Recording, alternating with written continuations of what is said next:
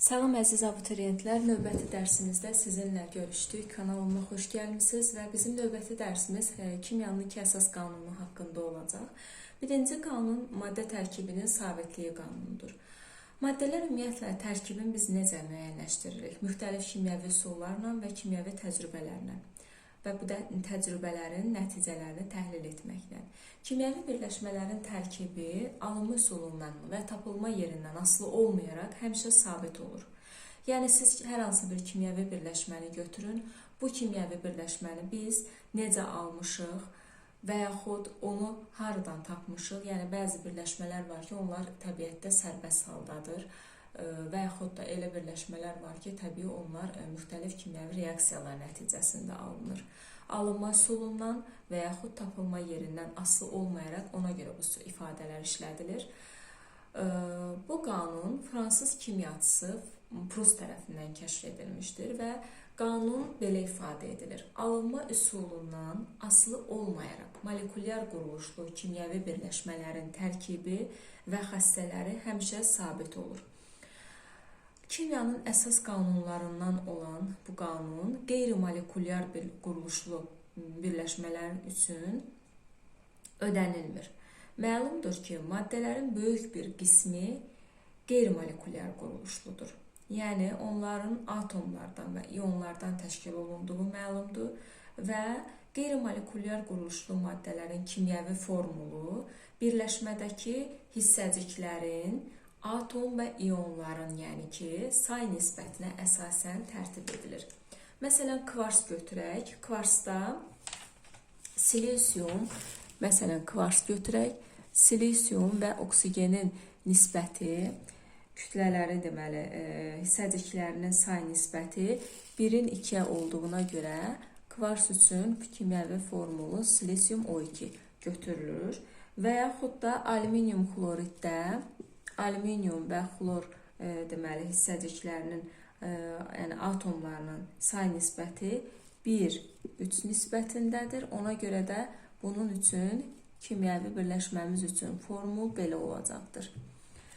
Və keçək digər bir qanunumuza. Kimyəvi reaksiya zamanı atomlar bir maddənin tərkibindən başqa maddənin, yəni digər maddənin tərkibinə keçir və yaxud da molekulların parçalanması nəticəsində əmələ gəlmiş atomlar şəraitdən asılı olaraq bir-biri ilə yenidən birləşərək başqa maddələrə çevrilir. Məsələn, bizdə deməli, tutaq ki, belə bir reaksiya götürmüşük. Bu reaksiya metalın oksigenlə olan birləşməsidir. Gördüyümüz kimi maddələr bilinir. Bu maddələr deməli, şəraitdən asılı olaraq biz indi bilmirik bu hansı şəraitdə, yəni temperatur, təzyiq, bunlar hər biri nəzərə alınır. İkisi birləşərək yeni bir maddə əmələ gətiriblər.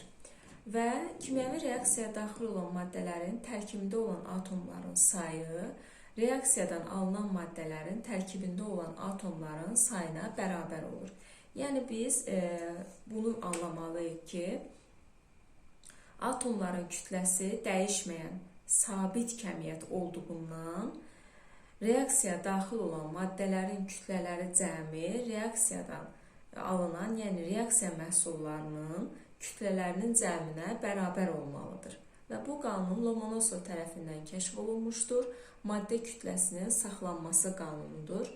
Kimyəvi, yəni qanun belə ifadə olunur. Kimyəvi reaksiyaya daxil olan maddələrin kütlələri cəmi reaksiyadan alınan maddələrin kütlələri cəminə bərabərdir. Yəni biz bu reaksiyanı belə saxlaya bilmərik. Burada görürsünüz, oksigenlə deməli, metalın birləşməsindən onların kütlələri cəmi bərabər olduğu qanununa görə biz bunu bərabərləşdirməliyik. Yəni ki, bu reaksiyada biz yəni metalın qarşısına əmsal yazırıq və digər bir kimyəvi reaksiyadan alınan maddənin, yəni reaksiya məhsulunun qarşısına da əmsalı yazaraq atomlarını bərabərləşdiririk. Məsələn, biz tutaq ki, belə bir, deməli, elə bu misaldan belə bir məsələ verilmişdir. Məsələdə isə deyilir. Deməli, reaksiya ekvivalentli metaldır. Oksigenlə qarşılıqlı təsiri nəticəsində belə bir birləşmə metal oksidi alınmışdır. Metalın götürülmüş miqdarı 20 qramdır. Yəni, burada yazmışam. alınan reaksiya məhsulu isə metal oksidi isə 28 qramdır. Bizdən soruşulan isə oksigenin kütləsidir. Biz oksigenin kütləsini necə tapırıq? Təbii ki, maddə kütləsinin saxlanması qanunu əsasında. Yəni, bunu tapmaq üçün metal, oksigen tapmaq üçün təbii ki, biz reaksiya məhsulunun miqdarından çıxırıq, deməli, metalın miqdarını. Çünki oksigenin miqdarı ilə metalın miqdarının kütləsinin cəmi reaksiya məhsulunun kütləsinin cəminə bərabər olmalıdır. Və buradan alırıq 8 qram, deməli, oksigen də reaksiyaya daxil olmuşdur. Gördüyünüz kimi bu maddə kütləsinin saxlanması qanunundan istifadə edərək biz kimyəvi reaksiyaların həllini, yəni kimyəvi reaksiya məhsullarının alınmasını məsələ həllərində istifadə edirik. Məsələn, belə bir tutaq ki, bizə kimyəvi reaksiya verilmişdir. Yenə də metal oksididir. Yəni, burada götürülmüş metal oksidi bir valentli metal oksididir. Gördüyünüz kimi, yəni kimyəvi birləşmənin tərkibini biz necə tapırdıq? Keçən dərsimizdən, dərslərdən birində demişəm, bu haqda məlumat vermişəm. Deməli, metal oksidi 12,4 qramı, bu 12,4 qramdır.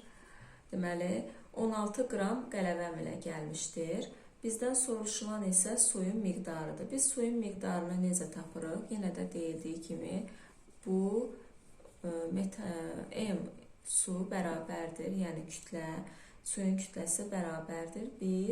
Buna biz dedik ki, deməli, hidroksid qrupundan və metal atomundan ibarət olan kimya birləşmə dedik ki, hidroksidlərdir. Deməli, hidroksidindən, miqdarından çıxırıq. Burada yazıram qısa şəkildə hidroksid.